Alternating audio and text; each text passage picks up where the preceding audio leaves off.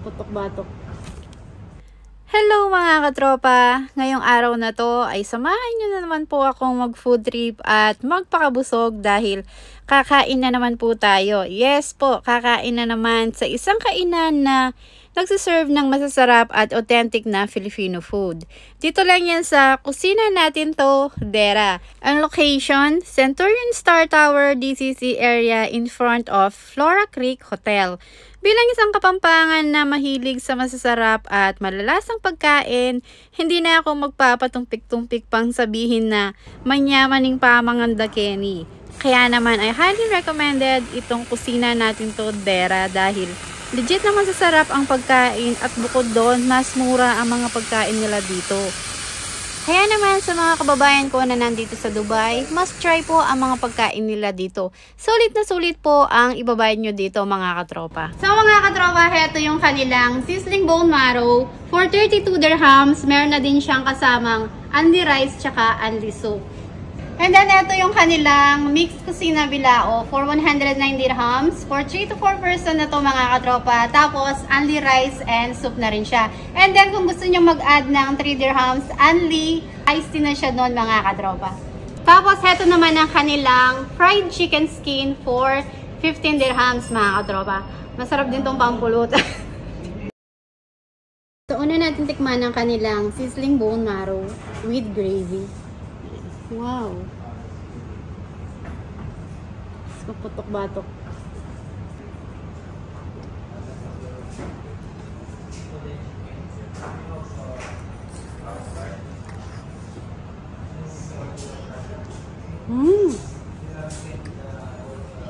Melt in your mouth.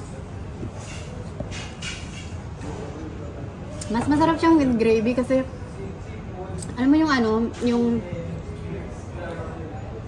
yung sobrang linamnam ng bone marrow, hindi siya nakakaumay yung lasa niya kasi meron siyang gravy.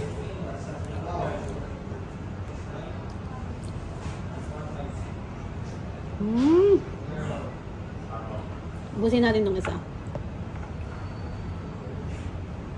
Wow!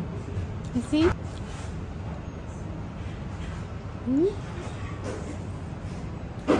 Natin itong kanilang fried chicken skin. Try muna natin walang suka or gravy.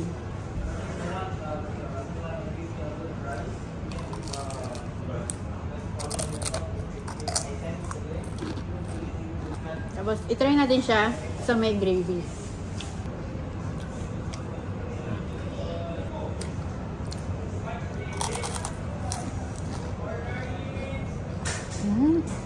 Hindi maalat yung kanilang pagkakatimpla. Saktong-sakto lang siya kahit isawsaw mo sa may gravy.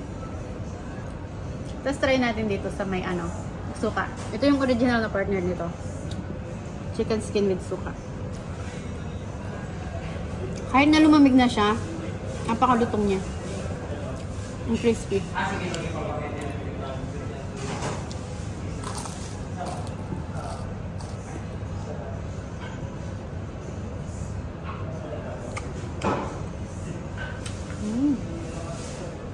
Sakto lang yung asim ng suka nila, tapos medyo may konting tamis. Masarap. Then try na natin tong kanilang mixed kusina bilao. Unahin natin tong pansit. Ito yung gusto kong pagkakaluto ng pansit.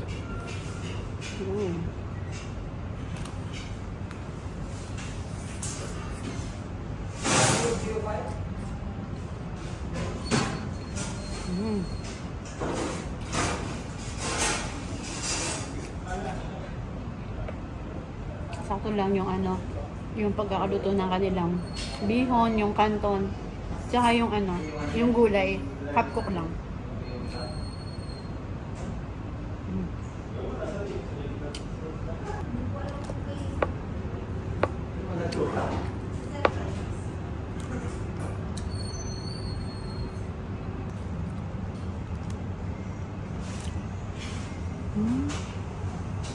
Try ko muna siyang walang sausawan.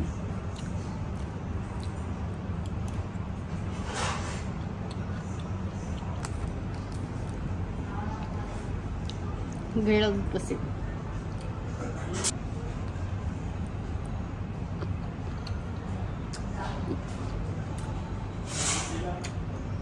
Manamis-namis yung lasa niya. Kaya natin may suka.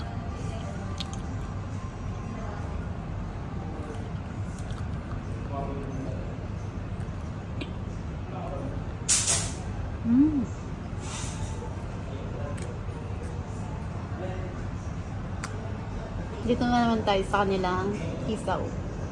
Favorite ko to, isaw.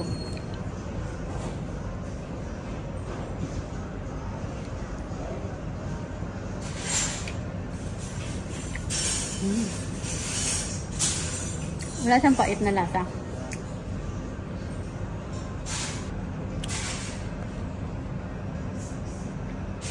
Sarap na sauce.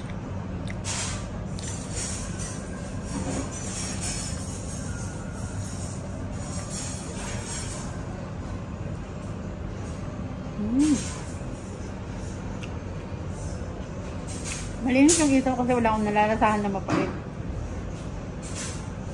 Then try naman natin ang kanilang lumpiang Shanghai.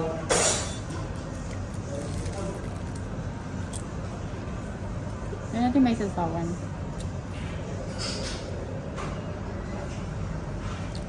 Sweet chili sauce to.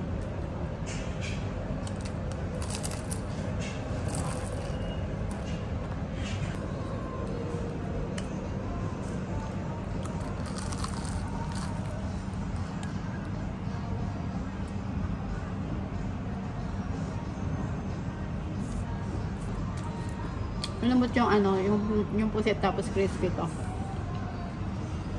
Kanyang bread. Ano din.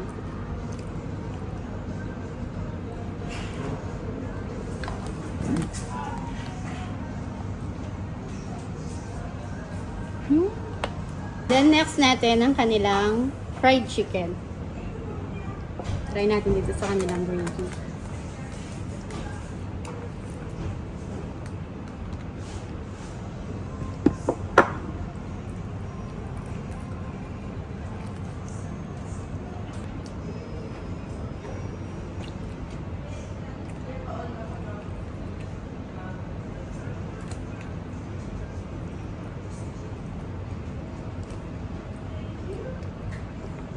Kahit lumamig na yung chicken nila, hindi siya dry.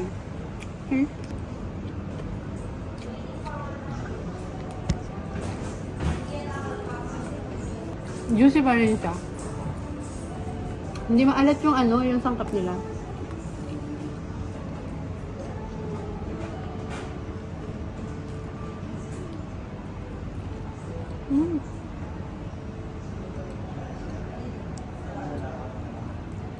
Then, try natin ang kanilang puto bongbong for 20 dirhams.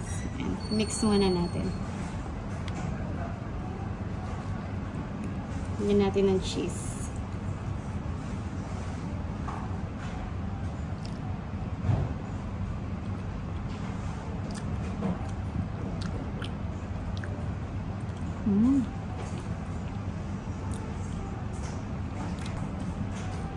Lot of cheese.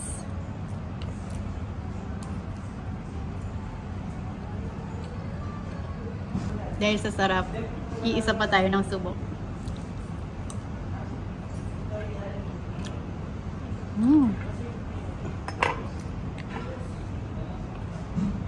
Sakto lang yung tamis niya, tsaka yung alat.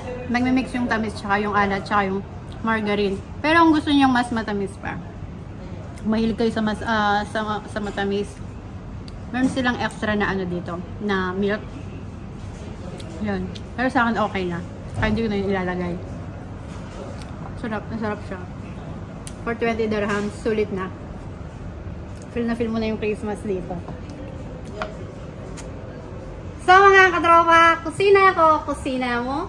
Kusina natin to, Dera. Tara, kain tayo.